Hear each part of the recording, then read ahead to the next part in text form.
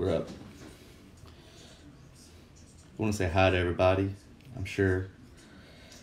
I don't trust your... See, it's not showing we're up yet. It's up. I'm telling you, it's up. Hey, everybody. It's up. It's up. I'm On telling mine you. or my business page? It's up on you. Your personal.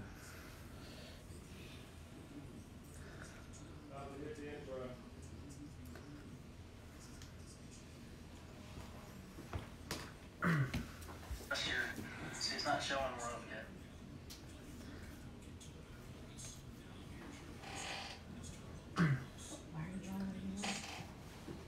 Hey everybody, Richard Neese here with Weichert Realtors of Space Place. We appreciate you guys tuning in to the Real Estate Rundown with Richard Neese. I've got Dominic Gill, as always, in studio with me. I mean, what's the definition of in studio? Well, I mean, my you're head's here. still That's right. at home right now. My body's And we'll just... segue away from that. We've also got Jamie Myers here with Blaine Harris McClellan, going to talk a little bit about what we do in the closing process, what a closing attorney does, and that whole big process that they do. We appreciate you guys tuning in. The Real Estate Rundown is a way for us to help good people get to a better place. We want to give you guys information, help you become a better buyer, better seller. If you're a real estate junkie and just like learning, we're here for that too. We try and bring experts on like Jamie to give us the real deal because I'm not an expert in anything but selling real estate. So we try and bring the folks on that have the knowledge base that help us through that process. Jamie, you want to say hi to everybody? I would just like to note that he called me an expert. I did. He called himself an expert too, so you got to be careful right there. Notice we left Dominic out. Yeah, that's right. That's right. Dominic is actually our social media expert, and that's why he's running about 15 different cameras in here. He always keeps us up and helps us reach more people through social media. We've got the radio platform. We're always trying to reach more folks. So, Jamie, tell us a little bit about yourself and Blaine Harris McClellan. I am recently a licensed attorney at Blaine Harris McClellan. Prior to that, I have worked for them for the past 11 years, kind of behind the scenes doing a lot of different things, but the past several years mostly real estate. And just passed the bar, so now I'm on the front side of it. Yeah, she's official now, so that's good. Officially licensed. She actually was doing it all before, but she just wasn't getting paid the big bucks on it. Now she's an attorney, so she makes all the It's just dollars. legitimized it all. That's right. That's yeah. Right. Now you can have somebody under you to do all that stuff, right? No, I still do it all. Okay, That's okay. It's part of a small town practice. We all still do everything from beginning to end. So in real estate, you work with a buyer or a seller, and then you come to terms on a contract. You come to terms on a house, and you work through that process. As soon as I get a contract, we do a home inspection on it. We want to get a home inspection done so that we can make sure there's no huge liabilities. Make sure it's nothing that the buyer might be afraid of that was hiding. And then we send the packet, all the information from the lender to the closing attorney. Tell us a little bit about what the closing process is, just from an overview, and then we can go into specifics. Okay. Once the contract is signed, the hardest part for the real estate agents is kind of starting on the downhill slide after that. The hardest part is So we're negotiating done the contract. working, right? We can sit back and not do anything. Yeah, you wish. Yeah, that's it. Our job really doesn't start until the contract's signed. Right. Once we receive the contract, then we immediately order the title search. And that is probably the lengthiest part of the closing process, but also the most important. Right. After the title search is complete, it's handed off to the attorney. The attorney then reviews the title, looking for any possible defects in the Right. title or any potential risks that And that's the buyer may huge. have. You know, there's so many different types of warranties out there. We want to make sure that we get a general warranty deed in most cases, and what that means is that you've done the title search and there's no liens on the property. You don't owe any money on it or anything like that. So explain a little bit more about what that is, how you do it, who can do it, does it have to be an attorney? So the title search is done by an abstractor, and they are trained. It's a very unique skill. Not everybody can do that because there are certain things that they're looking for. They actually physically have to go over to the courthouse and they search all of the records for the past 40 years. For us to write title insurance, we require a 40-year search. So we look at the entire chain of title for the back 30 years. So is there a reason that years. 40 years is the number? It's just that's just what our underwriter guidelines are. Okay. That's kind of their safe zone. And what are you checking for in particular? I mean, and most folks, I've had people come up and say, I want to make sure that there's no liens on the property. Well, in most cases, there's going to be a lien on the property. It's going to be the mortgage. But what about other liens? What kind of things like that? Unpaid taxes, Okay. that's a big one. Unpaid taxes, construction or, worker Yeah, like a workman's mechanic's lien, right. Yeah, a material. Also, any interest that somebody may claim in the property. Okay. For example, an heir, if it went through an estate, if they didn't get a deed from one of the heirs, or the estate wasn't probated or properly handled, that's a huge, risk that we look at. And that's probably the most important thing in that whole process to me. I try and do some investment properties. A lot of folks will go in and they'll make a deal like on the courthouse steps or something like that and never do a title search. If you don't do that title search, what could end up happening?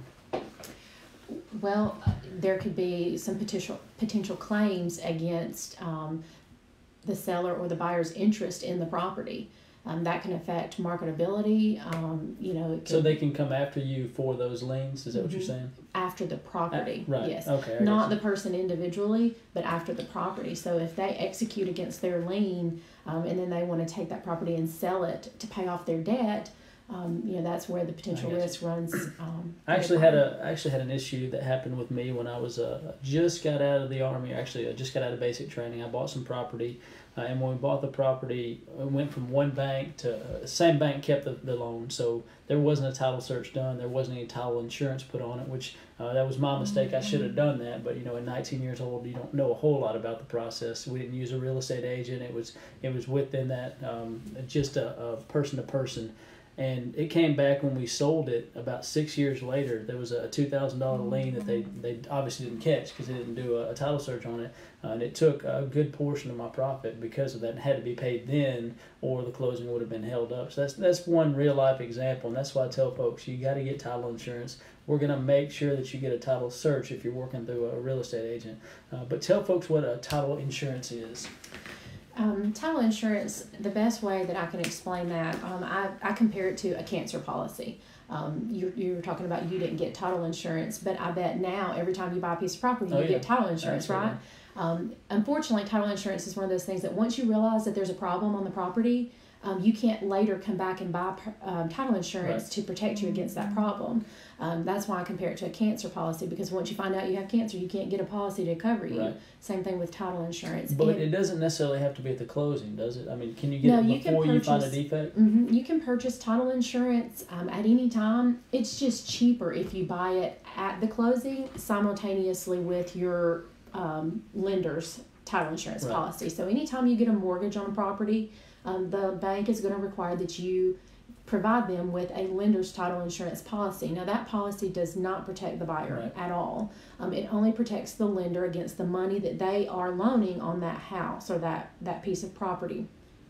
The owner's title insurance policy protects the buyer, and it is a cheaper rate if you get it simultaneously. So that's why we really recommend that you do it at closing. So what kind of costs are folks looking at? Like for me, I know it would have cost us about $100 extra and ended up costing me $2,000 in the end. What are they looking at if they buy it at the closing?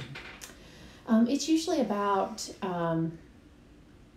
it's based on the value of the property or the purchase price. It's based on the purchase price. It's about 1.5 times the purchase price amount. I couldn't remember. It seems like something came to my head, like $3.50 per thousand was kind of the average. I couldn't remember exactly what it was though. So $125 is the cheapest that it goes. So that's the bottom bare minimum. And then after that, it's usually about 1.5 times the purchase price if it's purchased simultaneously with the lender's policy.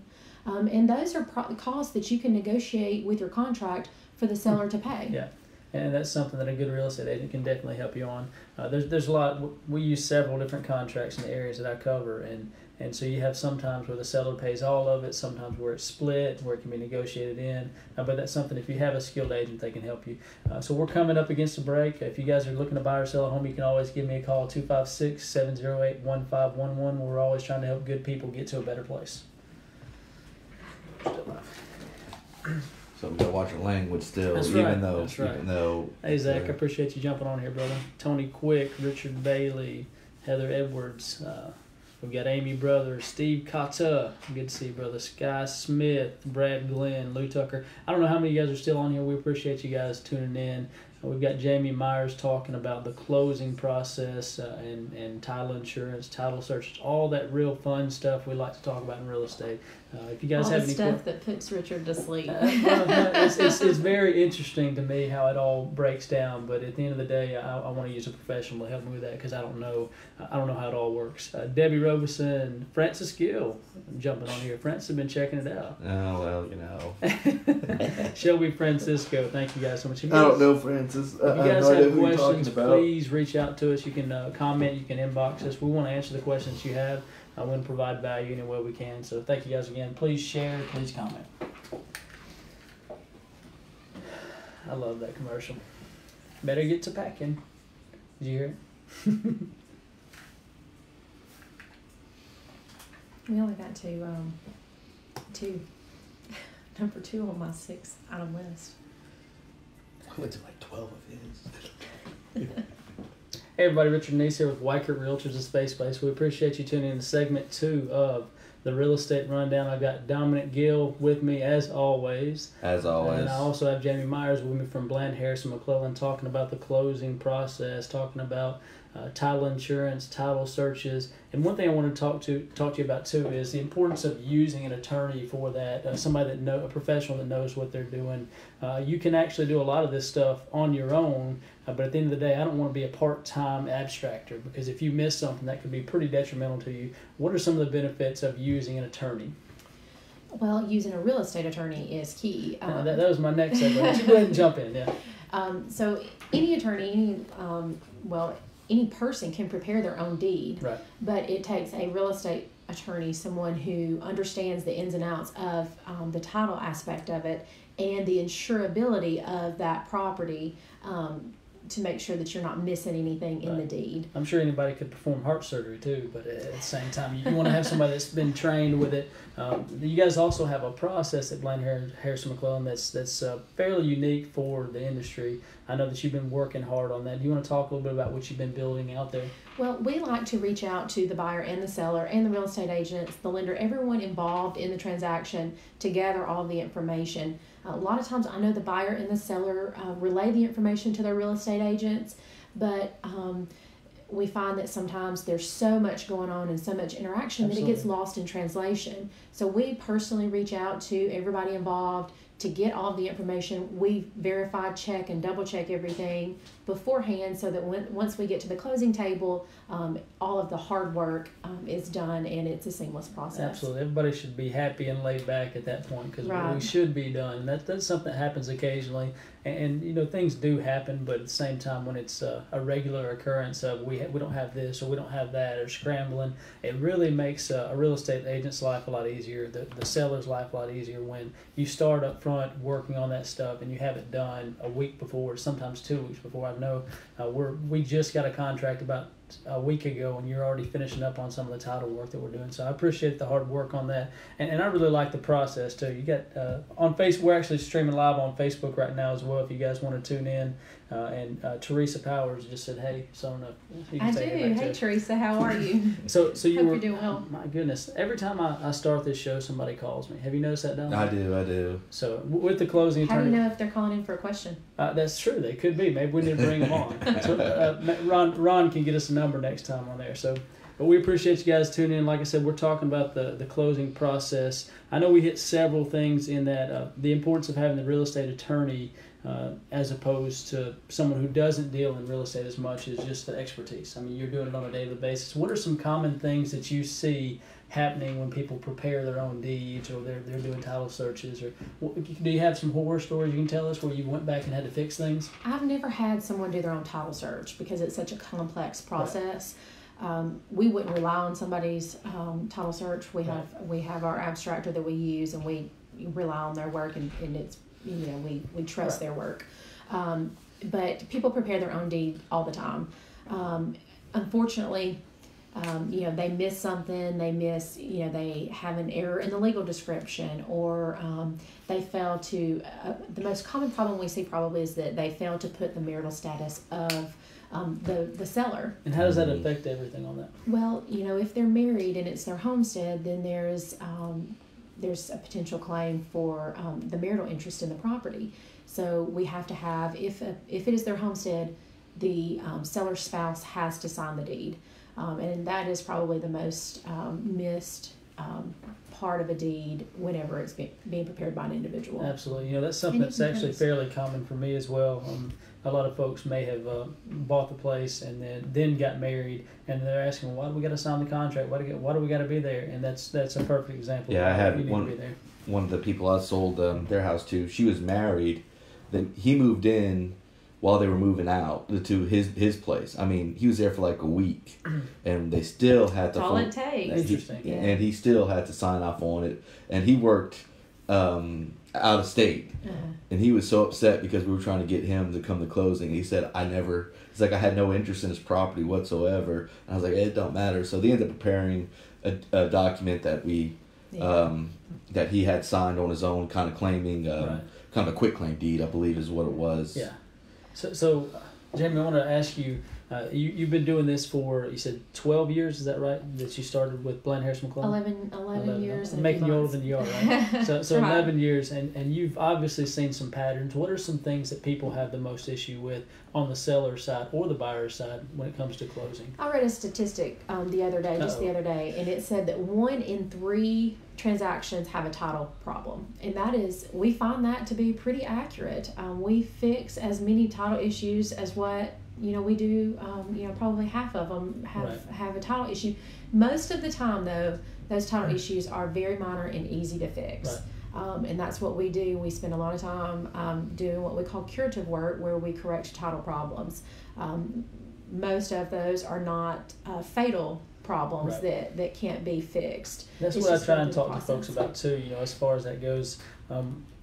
I've had several people that want to know every detail of the process when they're working with the closing attorney. I want to make sure that there's no liens on the property. And the most common question I have on that is, if there is a lien, how do I know it's been taken care of? And that's through the title insurance. That's through that thorough title search. It's going to protect you on it. But people get freaked out about it pretty regular. I had one that actually I was running through you guys, and you were working through it, and it ended up being one that we couldn't resolve. But they want to know every process. They were wanting to back out before we could even see if we could fix it. So that's something that's important. You've got to make sure that you trust the professionals that you're paying to do their job, and if they can, at that point, we'll give you all the information that you need in order to make a good decision based off of it. And it's important to fix it before you get to the closing table, because you have everybody's interest at that time. You have the seller at the table who wants to fix the problem, and the buyer who's interested in it. But the seller is motivated by selling the property. Right. So it is best to try to fix the title problem while you have everybody's motivation to get it corrected. Absolutely. Otherwise, it is so hard to try to get everybody to go out of their way to sign a deed or get it notarized or get some kind of corrective work. Everybody's busy. They just don't have time for that. Oh, yeah. That stuff. I agree 100%. So I'm going to give you just a couple minutes to give your plugs. Let folks know how they get a hold of you. Let them know what you guys can help them with. I know we talked about at the beginning who you work for with Bland Harris McClellan, but just let them know who you are and how you can help them. At Bland Harris McClellan, Hugh Harris and Nancy McClellan are the partners.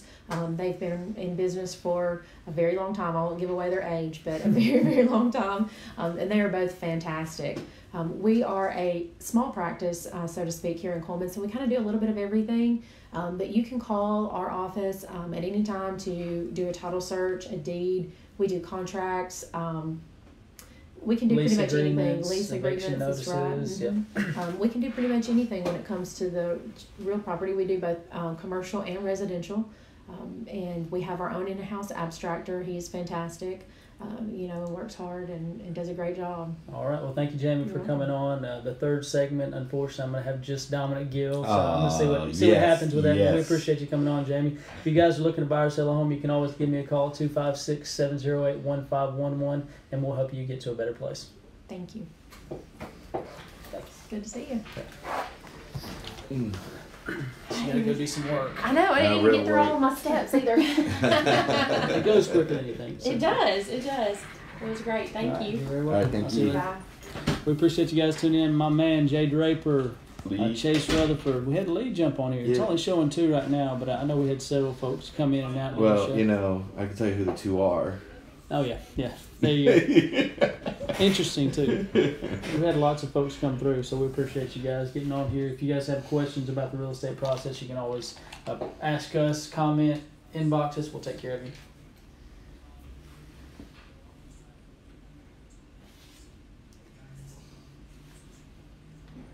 It's just one now. It's just me. I had some broadcast interrupt, so I don't know if it's It keeping is. us off. I think it is. I think you're because you're streaming while you're trying to. Mackenzie, how are you?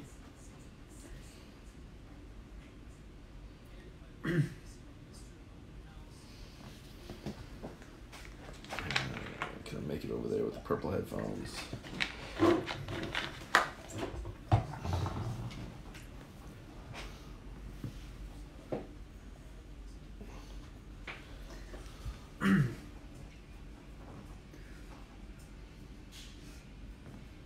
You gonna sit by me, Dominic? I think I will. You don't need that. You don't need these.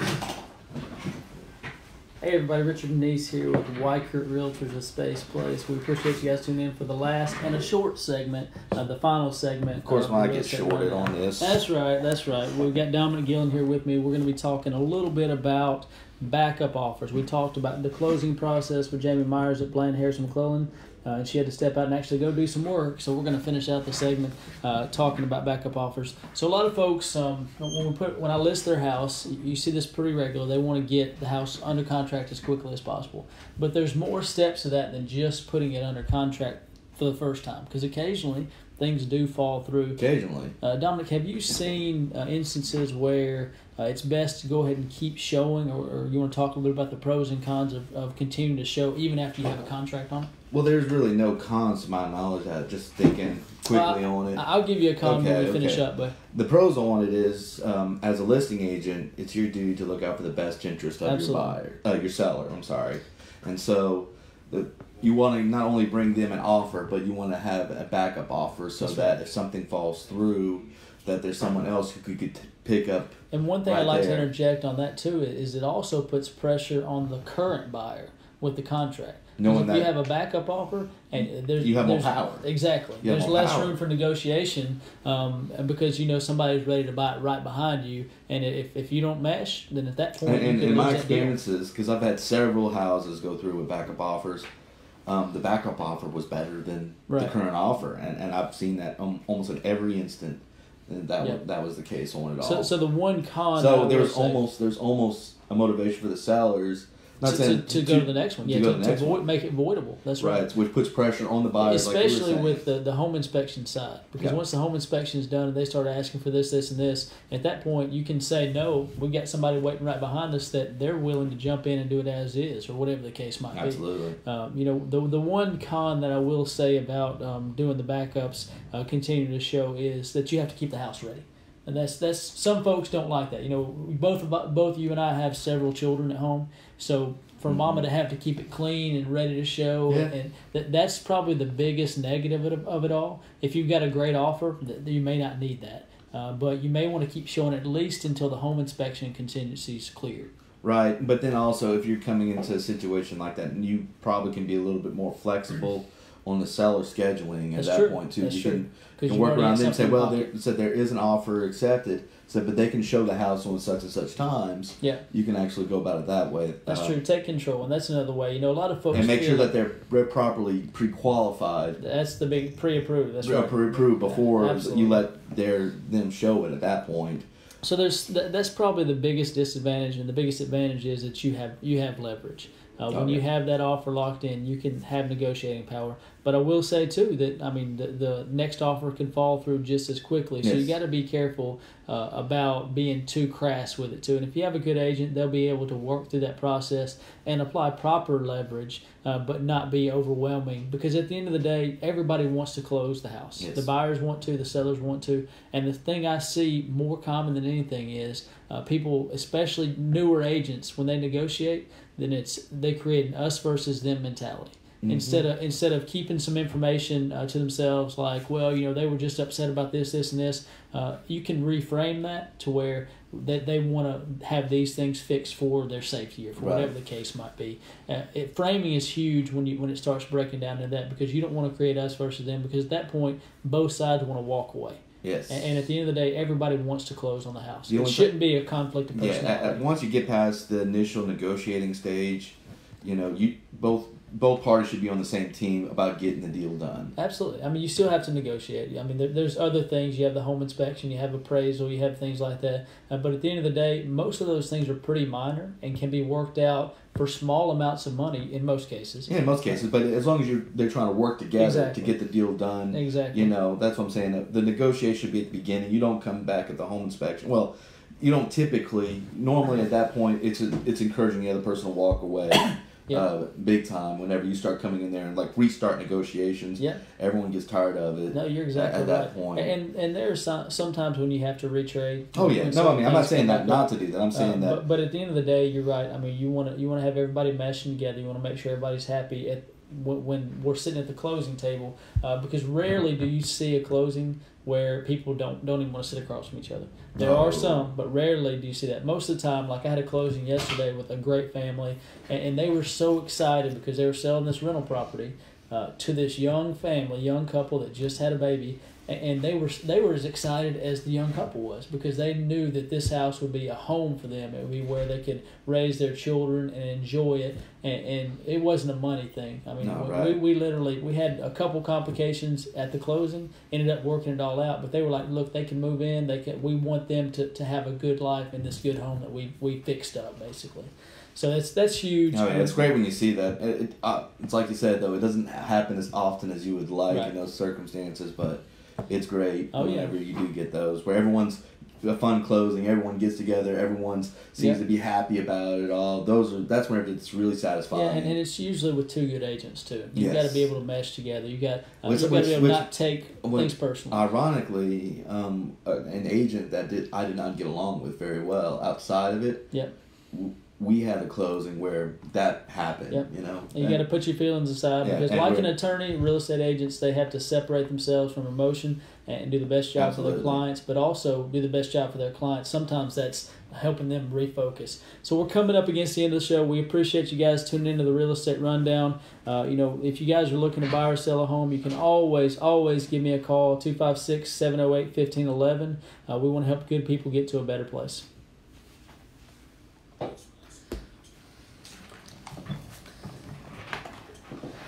All right, thanks guys for tuning into the Real Estate Rundown live edition from the radio.